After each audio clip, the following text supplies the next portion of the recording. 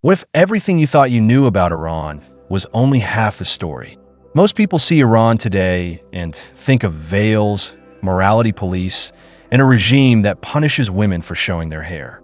But what if I told you that just a few decades ago, Iranian women were studying at universities, wearing miniskirts in the streets of Tehran, attending concerts, and voting in elections? What if the country that the world now associates with repression was once seen as one of the most dynamic, modern, and culturally vibrant nations in the entire Middle East? Here is the question no one seems to ask.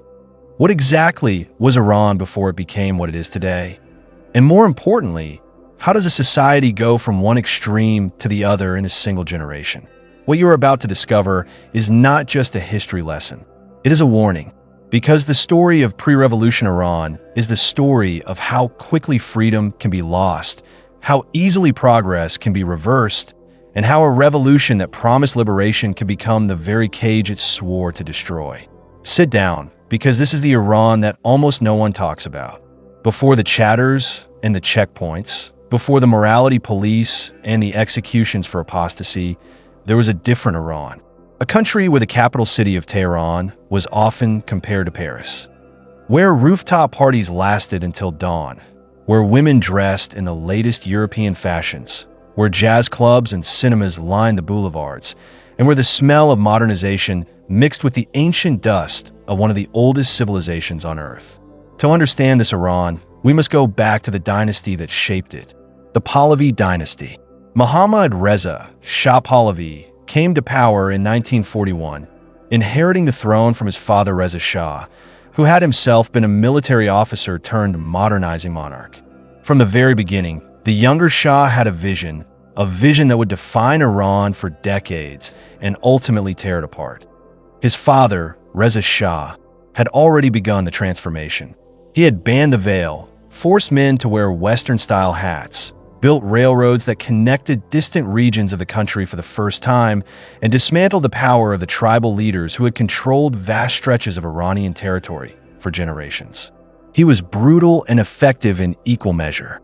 When the British and Soviet forces occupied Iran during the Second World War and forced him to abdicate for being too friendly to Germany, his son Mohammad Reza stepped into his shoes at just 21 years old, inheriting both a throne and a vision he would spend the next 4 decades trying to complete. He wanted Iran to be great again, not in the sense of returning to the past, but in the sense of racing toward the future.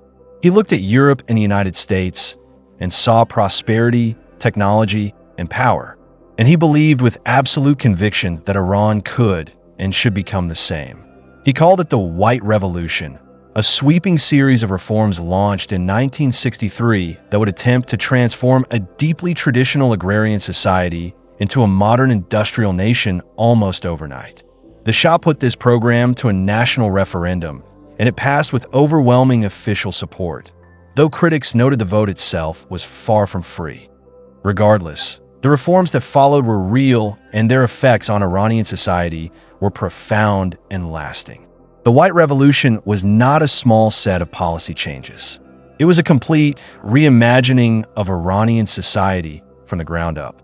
Land reform broke up the massive feudal estates held by powerful landowners and redistributed them to millions of peasant farmers. For the first time in centuries, ordinary rural Iranians had land of their own. Forests and water resources were nationalized. Workers were given shares in factories. Literacy corps were sent into rural villages to teach people to read and write. The Literacy Corps alone was a remarkable institution. Young men who might otherwise have served in the military were instead deployed to remote villages as teachers. They built makeshift classrooms in mud brick buildings, taught farmers and their children the alphabet, showed rural women how to read the labels on medicine bottles, helped communities understand basic hygiene. By the end of the 1970s, Iran's literacy rate had climbed from roughly 15% at the beginning of the century to nearly 50% nationwide, with much higher rates in the cities. The Health Corps followed the same model, sending doctors and nurses into villages that had never seen a trained medical professional. It was imperfect, it was sometimes chaotic, but it was changing the fundamental texture of Iranian life in ways that had never been attempted before. But perhaps the most revolutionary aspect of all was what it did for women.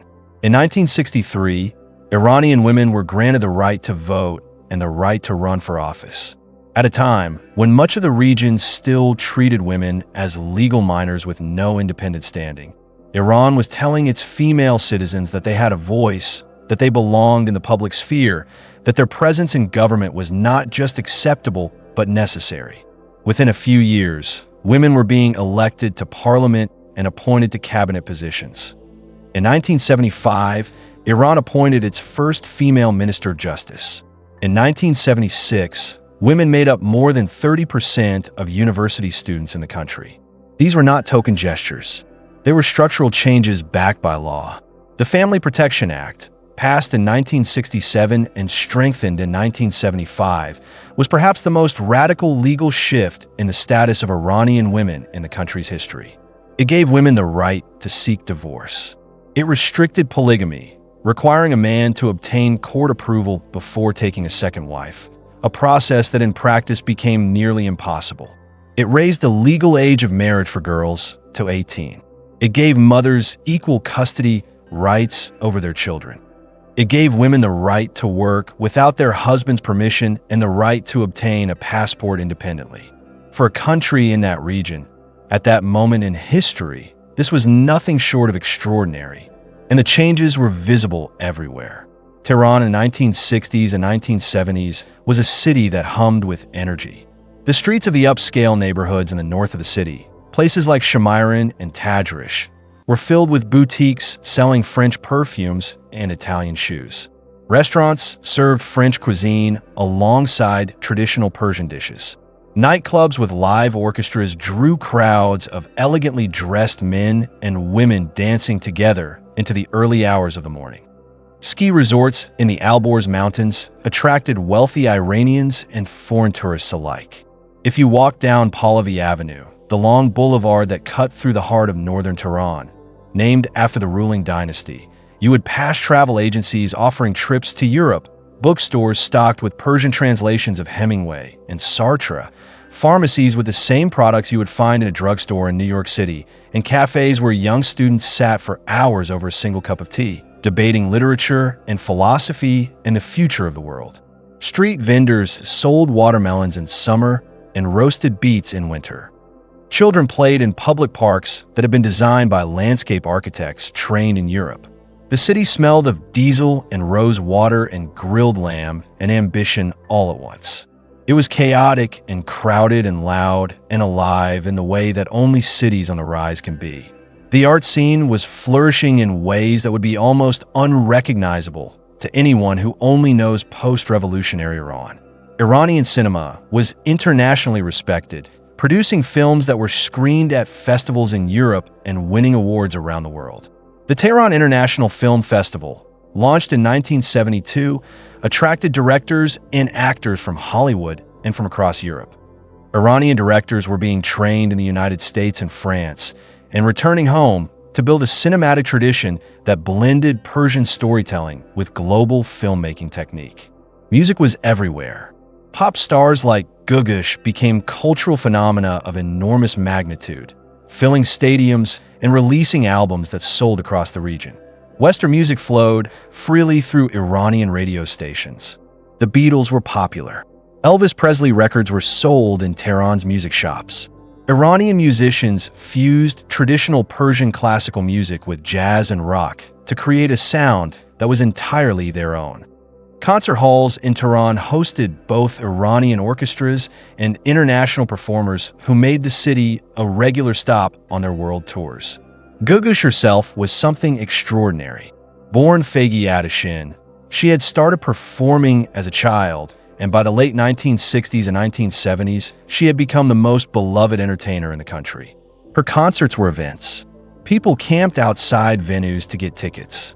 Her face was on magazine covers. Her hairstyle, a short cut that became known simply as the Gugush cut, was copied by women across the country. She represented a version of Iranian womanhood that was confident, glamorous, and free, a woman who moved through the world on her own terms and was celebrated for it. After the revolution, she would go silent for 21 years, forbidden to perform. When she finally left Iran and gave her first concert in exile in the year 2000, thousands of Iranians around the world wept. They were not just crying for a singer. They were crying for everything her silence had represented. Television arrived in Iran in 1958 and expanded rapidly. By the 1970s, Iranian television was broadcasting a mix of Iranian-produced dramas, international films, sports, and news programs. Foreign shows from the United States and Europe were dubbed into Persian and broadcast to millions of households. Advertising agencies opened in Tehran. A consumer culture emerged that looked, in many ways, remarkably similar to what was happening simultaneously in Western Europe and the United States. Universities expanded at a dramatic pace. The University of Tehran, founded in 1934, grew into a major research institution. New universities were established in cities across the country. Thousands of Iranian students were sent abroad every year on government scholarships, primarily to the United States and Europe, to study engineering, medicine, economics, and the humanities. Many returned and became the architects of Iran's modernization, building hospitals, designing infrastructure, teaching at universities, founding businesses. By the mid-1970s, Iran had one of the fastest-growing economies in the world. The discovery of oil had changed everything. Under the nationalization championed by the Shah, oil revenues flowed directly into state coffers, funding the massive development projects that were transforming the country. New highways were built, dams were constructed, factories opened, the steel industry expanded, the agricultural sector was being mechanized. A new middle class was emerging in the cities, educated, employed, and with disposable income for the first time in their family's history. Tehran's population was exploding. People from rural areas poured into the capital in search of work and opportunity. The city built new apartment complexes, shopping centers, public parks, and cultural institutions. The Shahid Tower, known today as the Azadi Tower, was constructed in 1971 as a monument to the 2500th anniversary of the Persian Empire, a gleaming white structure that announced to the world that Iran was confident, powerful, and proud of both its ancient past and its modern ambitions. Iran's foreign policy during this period placed the country firmly within the Western alliance structure. The Shah was a close ally of the United States, and the relationship between Tehran and Washington was deep and extensive. American military advisors worked alongside Iranian armed forces. American and European oil companies operated in Iran. Thousands of American and European citizens lived and worked in Tehran, employed by corporations, government agencies, and educational institutions. The Shah himself was a frequent visitor to Western capitals and was received as a valued partner and regional power broker. Iran, under the Shah, was also building one of the most powerful military forces in the Middle East. With oil revenues and access to advanced American military technology, the Iranian armed forces acquired some of the most sophisticated weapons in the world. The Iranian Air Force flew American-made F-14 Tomcat fighter jets, the same aircraft used by the United States Navy. The Iranian Army was equipped with modern tanks and artillery. The Iranian Navy was expanding its presence in the Persian Gulf. The Shah spoke openly of Iran becoming the dominant regional power, a gendarme of the Gulf that would maintain stability and protect Western interests. Tourism was growing rapidly. Visitors from Europe and the United States came to Iran to see the ancient ruins of Persepolis, the bazaars of Isfahan, the mosques and palaces of Shiraz. International hotel chains opened luxury properties in Tehran. Airlines from across the world flew regular routes to the Iranian capital. The country was positioning itself as a destination, a place where the ancient world and the modern world existed side by side in extraordinary proximity. Religious minorities lived, for the most part, in conditions of legal protection. Jewish Iranians, who traced their community back thousands of years, were active participants in commerce, medicine, and public life. Armenian Christians had their own churches, schools, and cultural organizations. Zoroastrians, followers of Iran's ancient pre-Islamic faith, practiced openly. The Baha'i community, though facing periodic discrimination, was able to exist and in many cases to flourish in professional fields. This was not a perfect picture of religious harmony, but it was a far cry from the systematic persecution that would follow. Art galleries opened across Tehran, showing work by Iranian painters who were experimenting with abstract expressionism and other contemporary movements while simultaneously drawing from Persian miniature traditions and calligraphic art. Literary figures produced novels, poetry collections, and plays that were read and discussed across the country. The Nobel Prize-winning author Heinrich Böll visited Iran. Writers like Sadegh Hidayat had already established Iran as a country with a rich and serious literary tradition. The poet Ahmad Shamloo was read by millions. Furrow Farrokhzad was producing poetry and films that were radical, feminist, and deeply powerful, and she was doing it openly, in a country where her voice was not yet a crime. Young Iranians in the cities were living lives that looked, in many ways, like the lives of young people in Europe or North America at the same time. They went to university during the day and to parties at night. They wore jeans and listened to rock music. They dated. They had friendships that crossed the boundary between men and women without the need for chaperones or permission. They argued about politics and philosophy in cafes. They dreamed about the future. And yet, underneath all of this, something was deeply wrong. The speed of modernization had created enormous social fractures. Rural Iranians who flooded into the cities often found themselves culturally displaced, caught between a traditional world that was disappearing and a modern world that felt foreign and alienating. The religious establishment, led by conservative clerics who had never accepted the Shah's reforms and who deeply resented the influence of Western culture on Iranian life, was quietly building a network of opposition that stretched from the seminaries of Qom all the way into the poorest urban neighborhoods. The gap between the wealthy elite who benefited from modernization and the vast majority of Iranians who felt left behind was growing wider every year. Oil wealth was not being distributed equally. Corruption within the government and the royal family was becoming impossible to ignore. Development projects often enriched contractors with connections to the court, while ordinary Iranians saw little benefit. Inflation was rising. The rapid pace of urbanization had created massive, overcrowded slums on the edges of Tehran and other cities where people lived without adequate sanitation, water, or electricity. And there was something else, something that would prove to be a fatal miscalculation. The Shah's regime was a dictatorship. Behind the glamour of Tehran's nightclubs and the pride of Iran's new universities, there was SAVAK, the state organization for intelligence and security, the Shah's feared secret police. SAVAK was not a minor institution. It was a deeply embedded apparatus of surveillance, intimidation, torture, and political suppression. Anyone who criticized the Shah, anyone who organized political opposition, anyone who was suspected of communist sympathies or religious extremism was at risk of arrest, interrogation, and in many cases brutal treatment in SAVAK's detention facilities.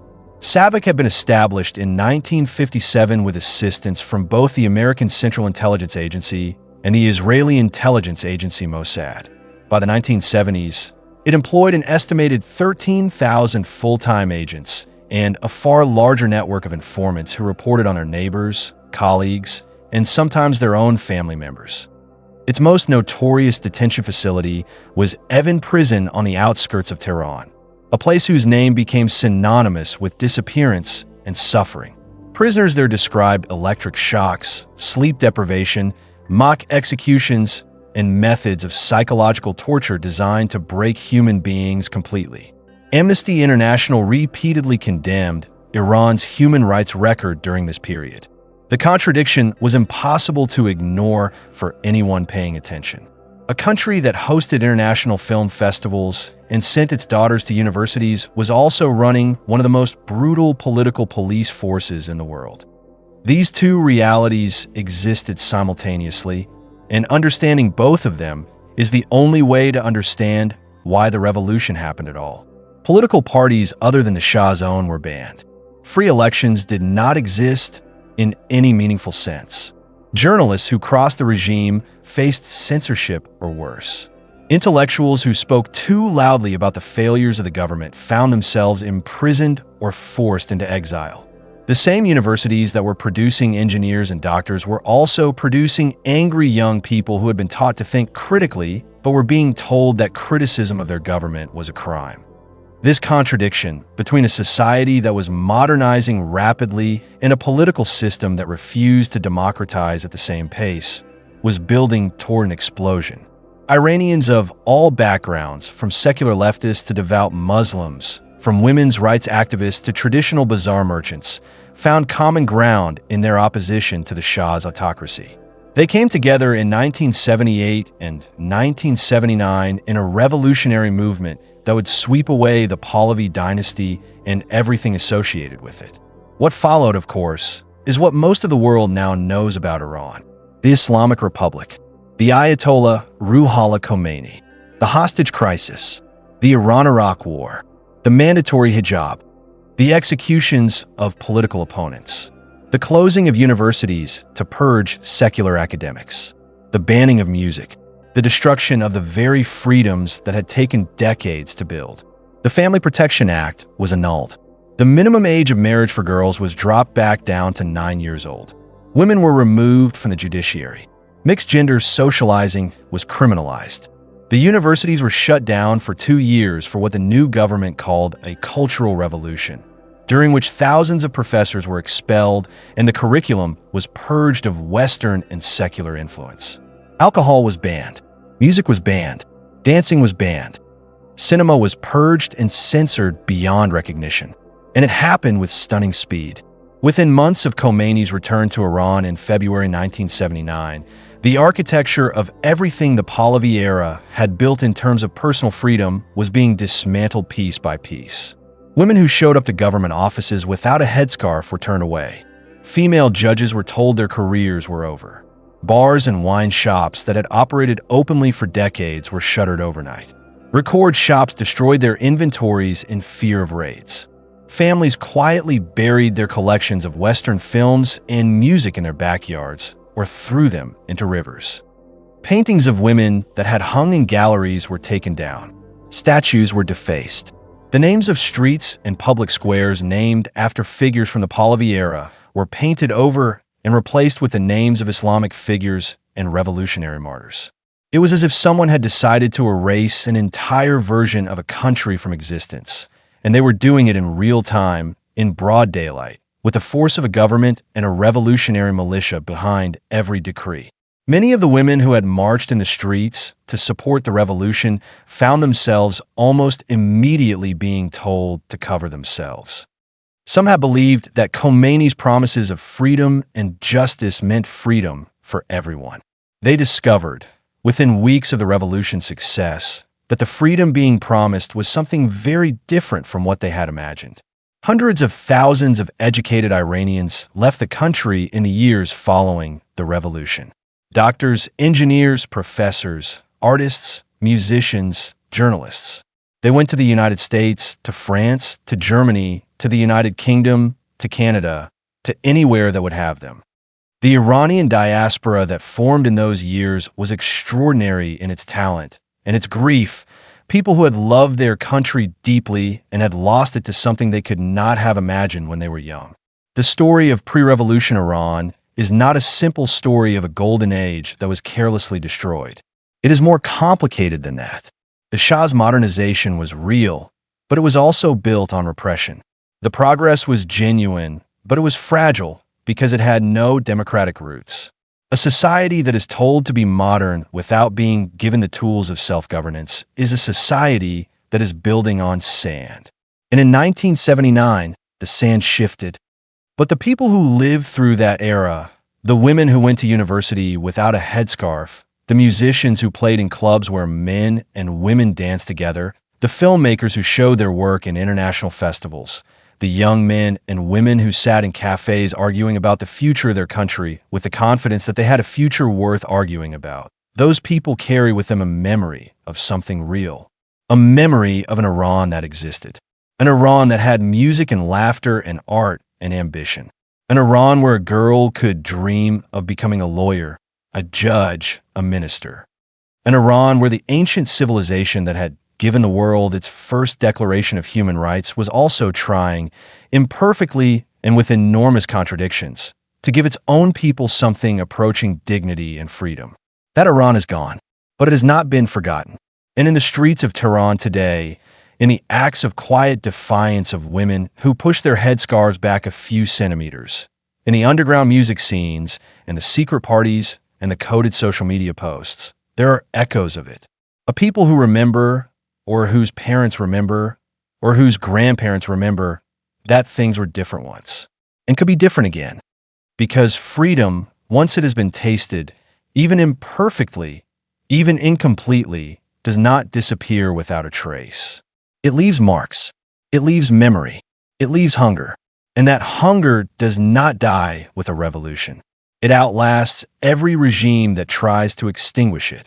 The Iran that existed before 1979 was not perfect, but it was alive in ways that the world rarely remembers. It was a country of contradictions, of progress and repression, of freedom and fear, of ambition and inequality. Understanding what was lost is not nostalgia. It is the first step toward understanding what an entire people are still fighting to reclaim. Because behind every act of defiance in today's Iran, there is the ghost of a country that once knew how to dream out loud. If this story moved you, if it made you see Iran differently, then do not let it stop here. Subscribe to this channel right now so you never miss a story like this one. Hit the like button if you believe the world needs to hear these forgotten histories. And tell us in the comments, which country's hidden past do you want us to uncover next? Every click, every comment, every share brings these silent stories to someone who needs to hear them. Do not scroll past. Be part of this.